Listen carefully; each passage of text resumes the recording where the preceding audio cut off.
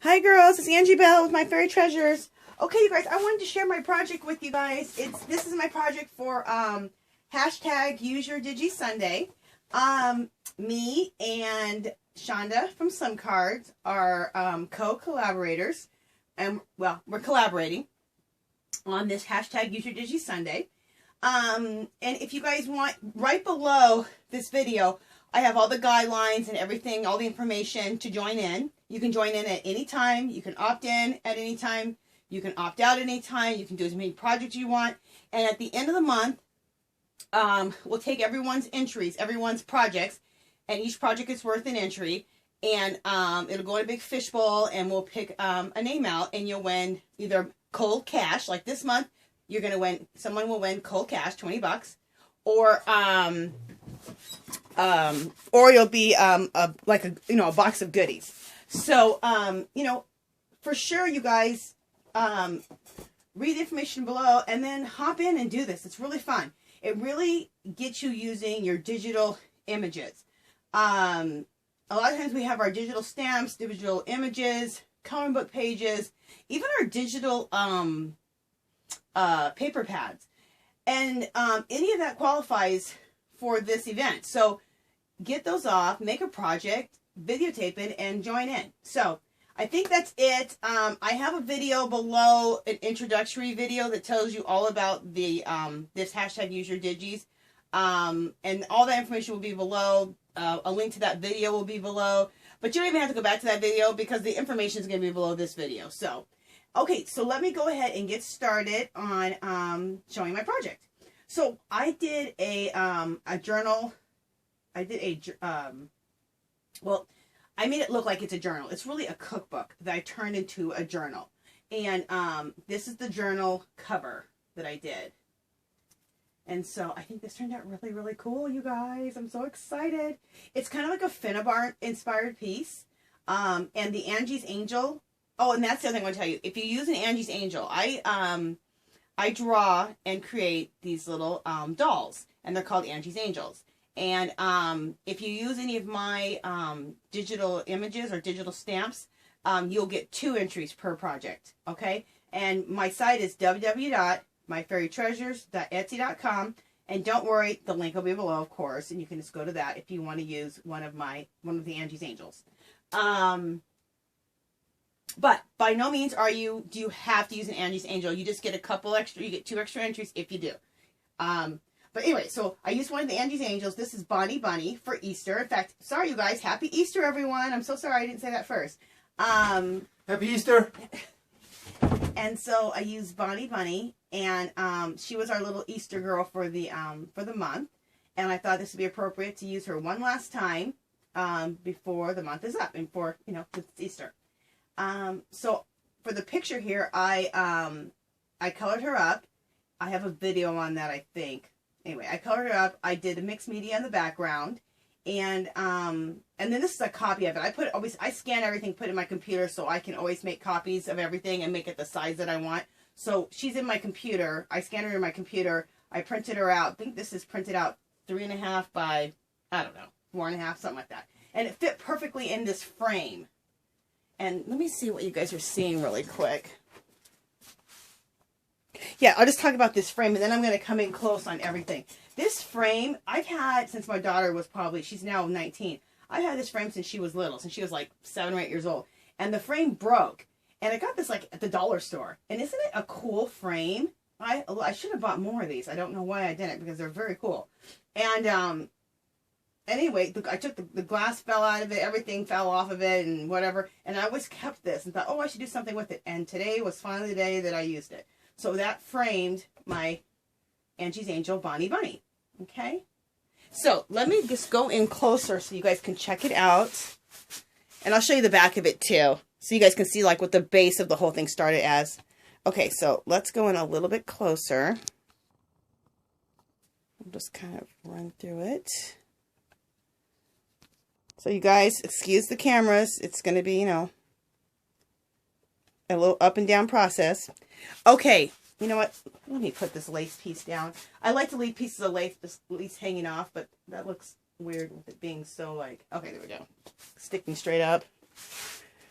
Okay, in the corner there, I have, how I started this whole thing is like I always do. I started out layering it with some really pretty scrapbook paper, music note paper, and paper I usually have coffee dyed, book pages I've coffee dyed or that are already aged,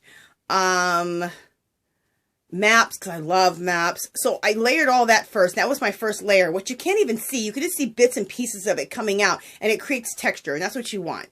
And then from there, I did some, I used some stencils for more texture. And I'll show you, I don't know if I can show you this stencils I used or not. Yeah, I think I used, I just used this. You know what, I ended up only using one stencil. I had all these stencils out. I used this one to give me texture. So underneath here, there's texture. And I do the texture with, let me show you. Here it is. This right here. It's just spackling paste, you guys. And you get this anywhere. And you can mix, if you want it to be a certain color, you can just mix some acrylic paint right into your spackling paste. A lot of people are buying this, and like all these different brands sell it, like Heidi Swap and blah, blah, blah. Just take a little paint, put in some spackling, and you go right through a stencil, and you get that texture, that raised texture. And you can do it and make a color if you want to. So, anyway, just wanted to share that with you guys. And then from there, I started, and then I used some cheesecloth also. I layered cheesecloth. That's below that too. I cheeseclothed everything, and some pattern paper. Put that over top of that. So it's just layer upon layer upon layer to just build those layers up. And then on the top of the layers, what you're seeing now, I have some like berries I've gotten from the dollar store. That piece, that angel right there, that is a piece that I have a mold of, and I molded her, and I threw in some plaster of Paris and glue I mixed together. I mixed those two together to kind of make it really strong. And I molded her out and poured her. And then this is just a bunch of cheap, like little berries. I get it like the dollar store. I always pick them up. And then after I do that, after I glue all my pieces down, then I take gesso, white gesso, and white gesso the whole thing. So the key about this whole thing is it does not matter what you use. What matters is it needs to go with your theme. It needs to have good texture.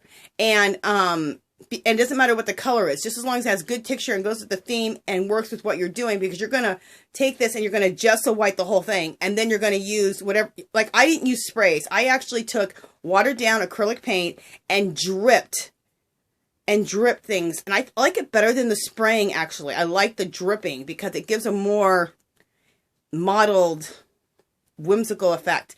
Okay, see that butterfly right there? That's a butterfly from the Dollar Tree. Remember those sparkly ones? I put them on everything at Christmas time. And everyone bought these sparkly Dollar Tree butterflies. Well, I bought tons because I knew I would use these on projects. And that's what that big butterfly is. And then that's some pearls in the middle there. Let me see if I can come over a little bit. That's some more textured stuff behind there. Some junk jewelry. Junk jewelry is another thing I like to use. I use some junk jewelry in there. This right here is a key, a plastic key. Not plastic, but kind of ceramic-y, I don't know, key. I got somewhere from my stash.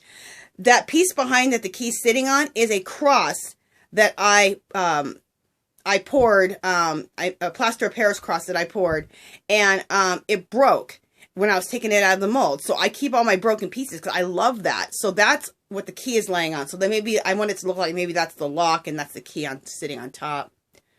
Right that's a button, and behind that is actually a doily to add more texture. I added a doily in there too. This right here, let me come out a little bit. That's another piece I poured. Another piece I molded and poured. It's a little fairy or a little angel. And then the wings behind that is that same Dollar Tree butterfly. And then in the corner down there is a piece of corrugated cardboard that I use just for more texture. Okay, down here in the corner is a bunch of, these are roses. And I get my roses, I try to buy, kind of smaller ones. Not super small, but small. Not the large ones. I buy large ones too. But anyway, I get them I usually get them at garage sales and thrift stores and sometimes Dollar Tree. So much cheaper than a lot of other places you can buy these flowers at. And anyway, I bundled them all up into the corner, or arranged them all in the corner. I threw in some shells. and then I took that whole thing and gessoed the whole thing, and then I, went ahead and dripped the pink watered down paint and the blue watered down paint over the whole thing. And once everything's dry, that's when I go in and I fill the shells up with the pearls and put little white pearls all over it. And that's the last thing I do after everything dries. And then I have some little big, huge, like rhinestone things in there. And then I dripped pearls all over this. And those pearls start at the top of the whole thing. Okay, and I told you about the frame and about about my little Angie's Angel. So here, right here is where those are. Okay, right behind there you see like some little, I don't know, twigs with berries on them. I got those. I get those at the Dollar Tree, dirt cheap. And then the pearls are strung over the top of that all the way up. I'll show you where that begins. See, it begins right there. So we're back at the top. Okay, I'm going to come out a little bit so you guys can see the whole thing, and I'm going to turn it around and go to the back.